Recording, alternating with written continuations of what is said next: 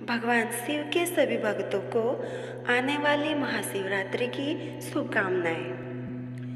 महाशिवरात्रि का पर्व भगवान शिव की आराधना का विशेष दिन है। इस दिन शिव भक्त उपवास रखते हैं, रात्रि का जागरण करते हैं और भगवान शिव का अभिषेक करके उनकी कृपा प्राप्त करते हैं। इस पर्व के पीछे कई कथाएं प्रचलित हैं। हम आपको आज महाशिवरात्रि के उपलक्ष्य में कुछ कथाएं सुनाएंगे। सबसे पहले हम सुनाते हैं समुद्र मंथन और महाशिवरात्रि का क्या संबंध है। जब देवता और असुरों ने अमृत प्राप्त करने के लिए समुद्र मंथन किया, तब उसमें से कई दिव्य रतन जड़ित वस्त्र, कामधेनु और उच्च शर्वा नामक घोड़ा, हाथी, अप्सराएं और अंत में हलाहल विष निकला। यह विष इतना जहरीला था कि इससे संपूर्ण सृष्टि के नष्ट होने का खतरा हो गया। देवता और असुर घबराकर भगवान शिव के पास गए और उनसे इस संकट से उबारने की प्रार्थना की। शिव जी ने संसार की रक्षा के लिए उस विष को अपने कंठ में धारण कर लिया, जिससे उनका कंठ नीला हो गया और वे नीलकंठ कहलाए। भगवान शिव के इस महान त्याग के कारण देवताओं और ऋषियों ने महाशिवरात्रि का पर्व मनाने का निर्णय लिया। इस दिन शिवलिंग पर जल, दूध और बेलपत्र अर्पित कर शिव जी की आराधना करने से विशेष पुण्य मिलता है। अब हम आपको दूसरी कथा सुनाते हैं, शिव पार्वती विवाह कथा। एक और कथा के अनुसार महाशिवरात्रि के दिन भगवान शिव और माता पार्वती का विवाह संपन्न हुआ था। भगवान शिव की पहली पत्नी माता सती थी, जो राजा दक्ष की पुत्री थी।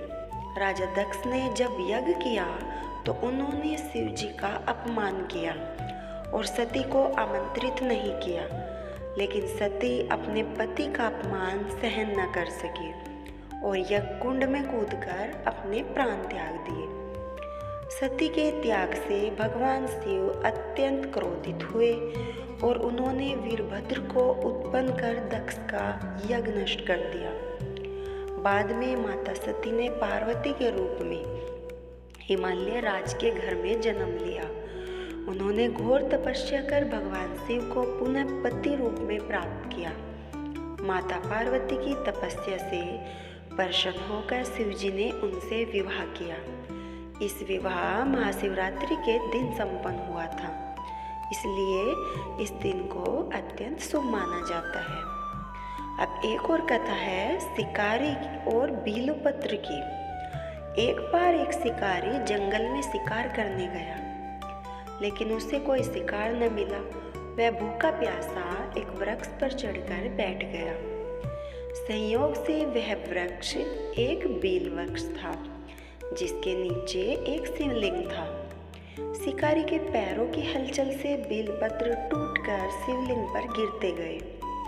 इसके अलावा शिकारी ने भूख प्यास से व्याकुल होकर पूरी रात जागरण किया। यह सब अनजाने में हुआ, लेकिन भगवान शिव प्रसन्न हो गए और उसे पापों से मुक्त कर मोक्ष प्रदान किया। इस कथा से सीख मिलती है, यदि कोई अनजाने में भी भगवान शिव की आराधना करता है, उसे भी शिव प्राप्ति होती है। और अब हमारी चौथी कथा है 4 योगियों की परीक्षा। प्राचीन समय में 4 योगी भगवान शिव की तपस्या कर रहे थे। शिव जी ने उनकी तपस्या की परीक्षा के लिए भयंकर रूप धारण कर लिया।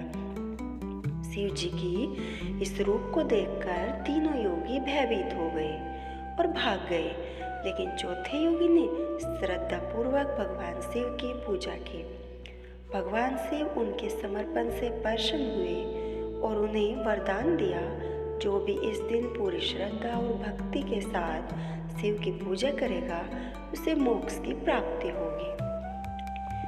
इसी के साथ अगर आपको हमारी वीडियो पसंद आई है तो हमारे चैनल को सब्सक्राइब करें और वीडियो को लाइक करें और हमें कमेंट में बताएं आपको नेक्स्ट वीडियो कौन सी देखनी है। इसी के साथ हर हर महादेव। और एक बार फिर आप सभी को आने वाली महाशिवरात्रि की हार्दिक शुभकामनाएं।